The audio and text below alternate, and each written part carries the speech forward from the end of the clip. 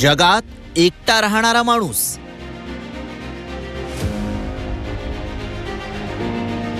भूतानच्या शहरात वास्तव्य. 93 वर्षांच्या पाब्लोची अजब कहाणी. तुम्ही आम्ही एकटे असलो की हे एकाकीपण खायला उठतं.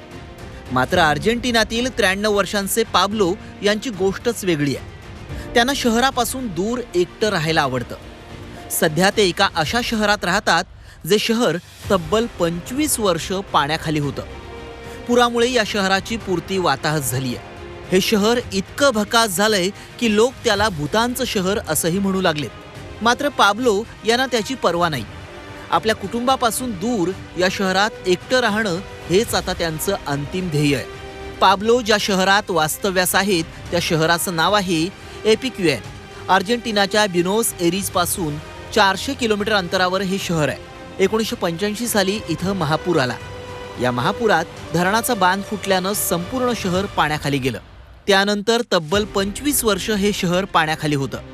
कधी काळी हेच शहर पर्यटकांच्या आकर्षणाचा केंद्रबिंदू होतं. मात्र पुरामुळे इथं राहणारे 5000 लोक स्थलांतरित झाले. 2009 मध्ये पुराची पातळी घटली. वातावरणात बदल झाला. मात्र पुरामुळे हे शहर पुरतं उद्ध्वस्त झालं होतं. अशा परिस्थितीत पाब्लो काही गुरं आणि आपल्या 2 कुत्र्यांसोबत इथं राहायला आले. इथं त्यांचं एक छोटंसं घर आहे. धुळीनं भरलेल्या घरात शहरातल्या फ्लॅटसारख्या सोयी सुविधा नाहीत. इथं वीज आणि पाणी देखील नाही. मात्र तरीही पाब्लो इथंच राहणं पसंत करतात. कुटुंब सोबत नसलं तरी त्यांना त्याची चिंता नाही. गुरं आणि आपल्या 2 कुत्र्यांनाच ते कुटुंब मानतात. आपण आयुष्याच्या अखेरच्या टप्प्यावर आहोत आणि आपल्याला केवळ आनंद घ्यायचा आहे याच भावनेतून ते एकाकी राहणं पसंत करतायत. ब्युरो रिपोर्ट, झी 24 तास.